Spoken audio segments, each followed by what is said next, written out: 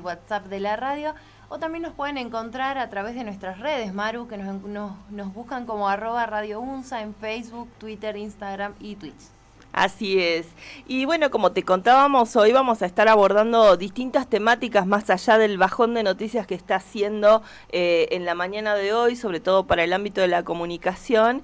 Y si estás conectado a Twitch, lo vas a ver en un ratito nomás, si estás en las redes sociales también, porque hoy vamos a estar hablando justamente sobre los derechos digitales, las políticas de privacidad, así que no sé quién nos dice que está aquí en estudio, Pablo. En Joyita Norteña hablamos con... Estamos con Emiliano Benier, él es director del proyecto Ciunza sobre derechos digitales y tecnodiversidad, también coordinador del grupo temático de derechos digitales de la Red Argentina de Investigadores en Comunicación y Cultura con enfoque de derechos. ¿Qué tal? Buen día, ¿cómo estás, Emiliano? Hola, Manu, buen día. ¿Qué tal, Magda? Buenos días. Buenos días a toda la audiencia. Y aquí, bueno, hablando un poco de este ámbito de la comunicación que se va desplegando, ¿no?, de una manera bastante rápida y que tiene que ver también con nuestras políticas, con la privacidad, ¿no?, porque hay políticas de privacidad que se han estado modificando en el mundo entero con el uso de la inteligencia artificial. ¿Cómo va siendo esto?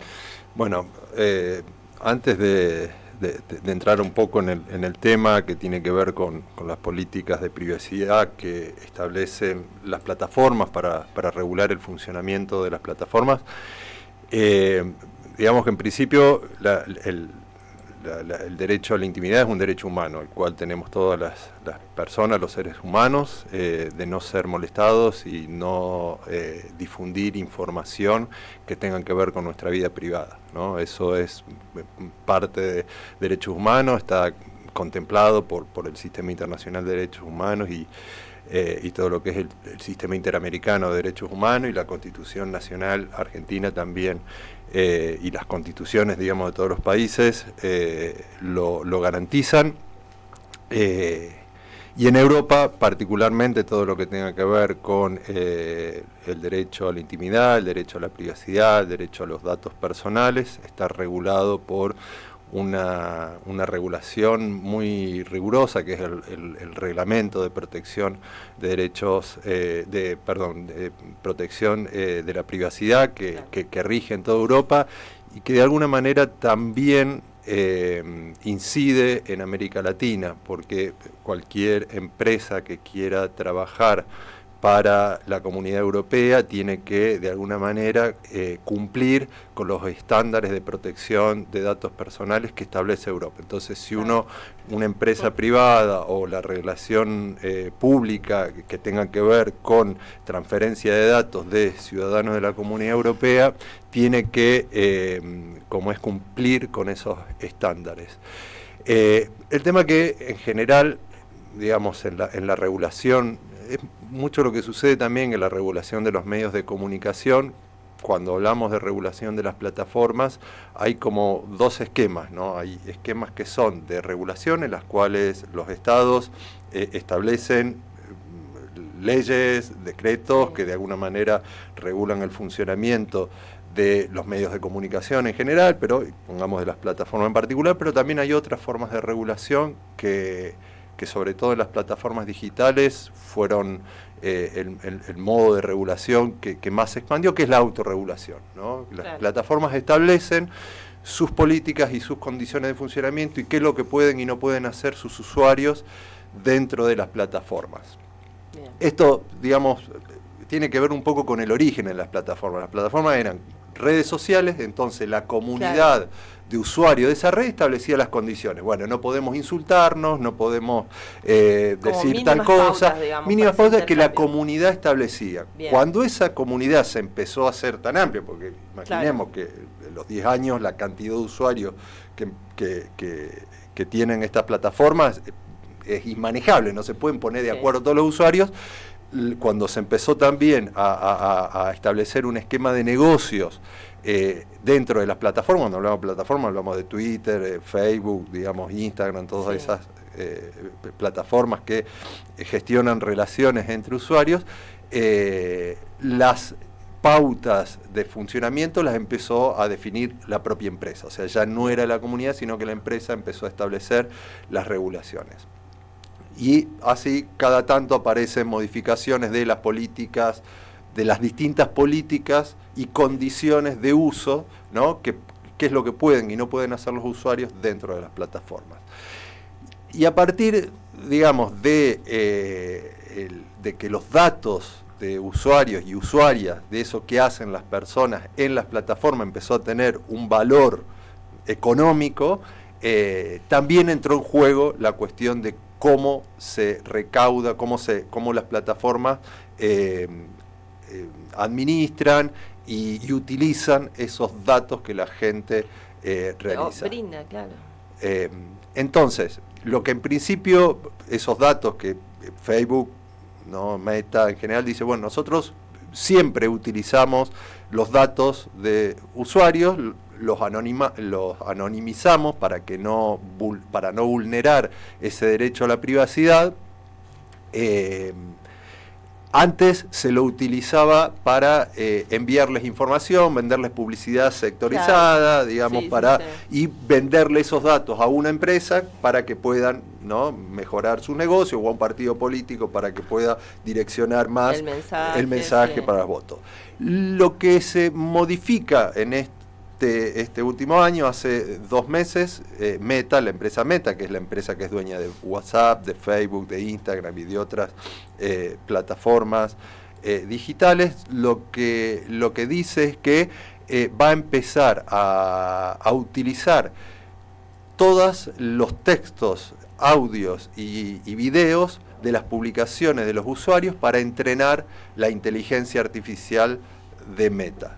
Claro. Sin pedir ningún tipo de consentimiento acerca de, porque a veces uno publica información personal sí. digamos, y lo que hace, lo que va a hacer Meta es lo que ya está haciendo, porque eso rige desde el 26 de junio, sí. es tomar esa información, todos esos contenidos, y ponerse a entrenar al modelo de inteligencia artificial, ¿no? ¿Hay alguna forma de frenar como usuarios esto? ¿Sabía que podía hacerse hasta esa fecha como un desacuerdo, plantear un desacuerdo, no? En Europa, como hay una legislación muy robusta en cuanto a la protección de la privacidad, uno si entraba desde Europa a la plataforma Facebook, si el perfil estaba registrado en la Comunidad Europea, te daba la posibilidad de oponerte a esas condiciones y a ese proyecto de Facebook. Digamos, uno se podía oponer y que no le utilicen sus publicaciones para entrenar la inteligencia artificial. Pero eso solamente y bastante restrictivo, porque vos tenías que poner, cuando uno descargaba el formulario, tenías que poner las causas de por qué vos te querías oponer, y Meta evaluaba si eso era, digamos, si realmente era una oposición que se justificaba, y decidía si sí o si no. Y aparte estaba como muy escondido. Uno, para poder llegar a ese lugar, ¿no? Era bastante complicado para llegar al lugar donde uno podía oponerse. Pero eso es solo en Europa. Si uno entra lo quería hacer aquí en Argentina o en Estados Unidos o en otro país donde no haya una legislación robusta, como es el Reglamento de Protección de Datos Personales de la Comunidad Europea, no te daba esa opción. O sea que no teníamos la opción de oponernos. O sea, no hay.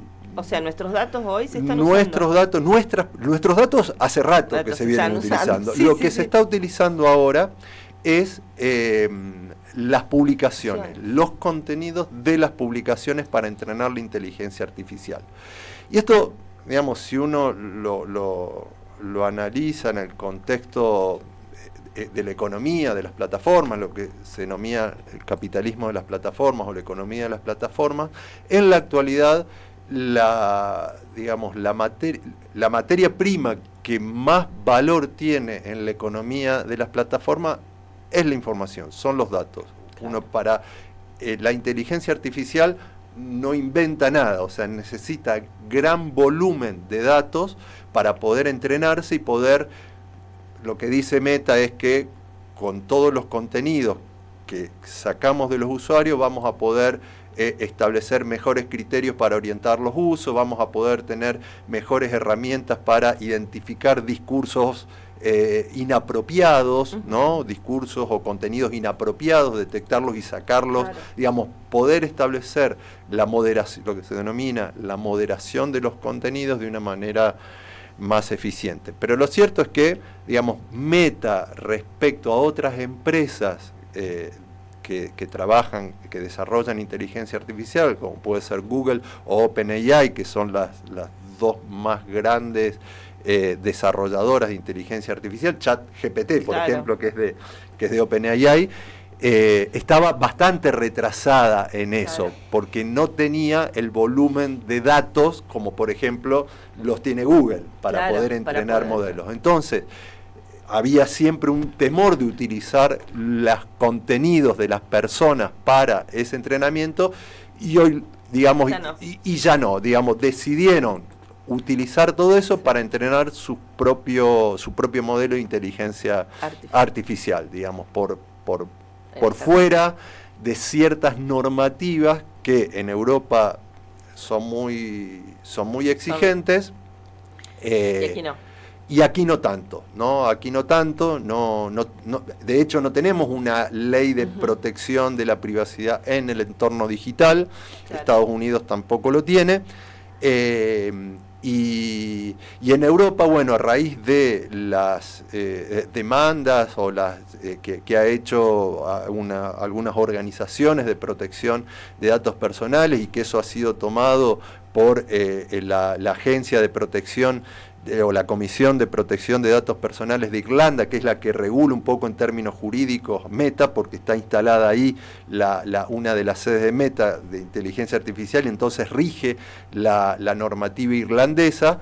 Digamos, a partir de la intervención de este organismo se decidió dejar digamos, no se va a aplicar ese proyecto o esta iniciativa de Meta en toda la Comunidad Europea hasta que no terminen de ajustar esas cuestiones vinculadas a la privacidad.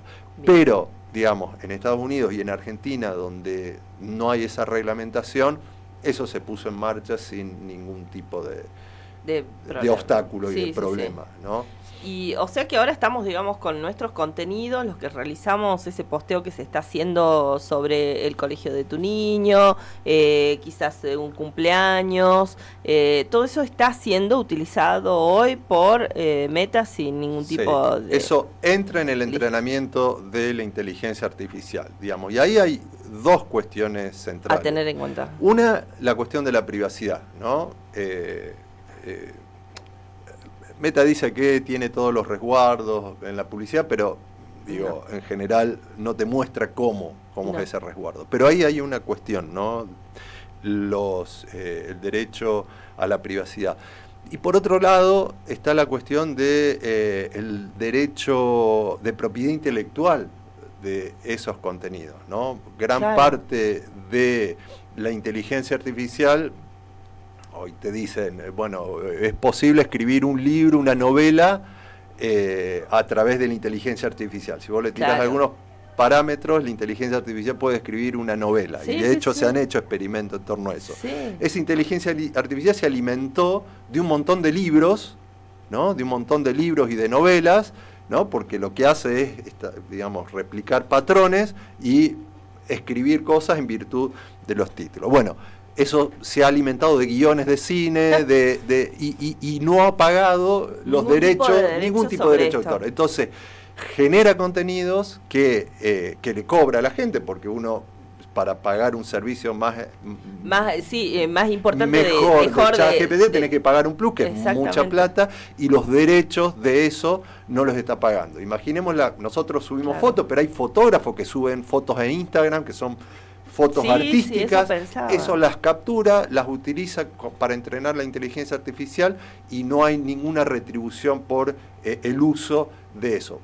Meta lo que dice es: todo lo que se publica acá es público, y como es público, lo puede usar cualquiera. El tema que sí, lo puede usar ellos, pero cuando vos lo tenés que usar, ahí te aplican la Digital Millennium Copyright Act, que es la legislación norteamericana para la protección de propiedad intelectual, y te bajan el perfil cuando vos utilizás un tema musical. Sí, o en la radio, nosotros si escuchan un poco, nosotros no tenemos, por ejemplo, música, quienes nos ven en redes sociales o compartimos, no ponemos generalmente música de fondo, cortinas, jugar con esas cosas, porque si te lo detectan como música, como un copyright te lo bloquean, ¿no? Entonces, bueno, es el silencio ese tras que hay, y es hacer el corte para, bueno, escuchar la música, ¿no? Es como un juego.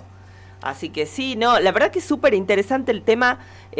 Yo me parece que, bueno, Emiliano, si vos tenés la disponibilidad para poder seguir charlando de esto, estaría buenísimo. Interesante para entender, digamos, a nivel usuario, cómo nos afectaría esto a mediano y a largo plazo, digamos, porque no vemos que haya alguna iniciativa que nos proteja como usuarios, como la Unión Europea. No conozco, no veo que haya alguna iniciativa pronta a salir. No, y al contrario, si uno escucha las declaraciones de hace 2 semanas de Demian Reichel, algo así, que es el asesor estrella con el cual Milei va a publicar y va a sacar el Nobel de Economía, digamos, es quien movilizó las reuniones con las distintas Big Tech, claro, con Mark Zuckerberg, con OpenAI, y lo que dijo es: traigan sus laboratorios de inteligencia artificial a Argentina, que nosotros no tenemos regulación para que puedan desarrollar sin ningún problema, porque en Europa no lo pueden hacer. Tráiganlo a Argentina, que aquí no vamos a poner ninguna regulación para proteger a los usuarios y a sus contenidos. Con lo cual, digo, esto en una política de explotación de recursos naturales, ¿no? Lo que es ahora, digo, estás entregando el litio y estás entregando los datos y los contenidos de la persona sin ningún tipo de regalía. Exactamente, ¿no? Y bueno, para que vean, digamos, y quienes nos están escuchando, lo que implica esta total desregulación del mercado, ¿no? Que se plantea desde las políticas del gobierno nacional, y el impacto que vamos a ir teniendo en nuestra cotidianidad. Te agradecemos un montón, Emiliano, por la charla hoy, por estar pudiendo poner esto en reflexión y además a conciencia, ¿no? Porque tenemos que empezar, me parece, en este cambio de hábito, de conductas, de cómo empezar a poner el contenido en nuestras redes, qué contenido y bueno, cómo manejarnos, ¿no? En este otro campo que se usa tanto. Así que bueno, muchas gracias. ¿Y qué te parece? ¿Nos vamos a la tanda? Porque estamos repasadas.